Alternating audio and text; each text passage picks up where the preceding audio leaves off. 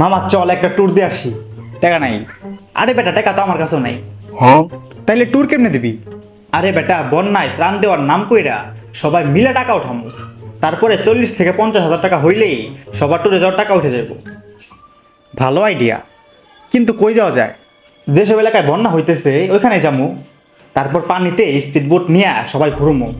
কিন্তু বন্যায় আটকে থাকা মানুষের সাহায্য করার নাম করে যদি আমরা টাকা উঠাই, তাহলে আমাদের উচিত তাদের কিছু ত্রাণ দেওয়া।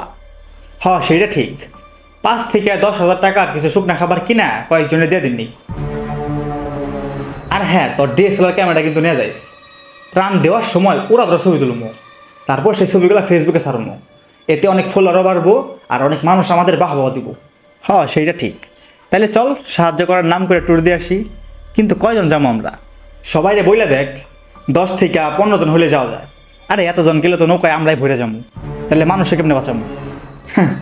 যাইতেছি ট্যুরে, আবার বলে মানুষের বাঁচাইবো। ও হ্যাঁ, মনে নাই। তাহলে চল টাকা উঠাই গা।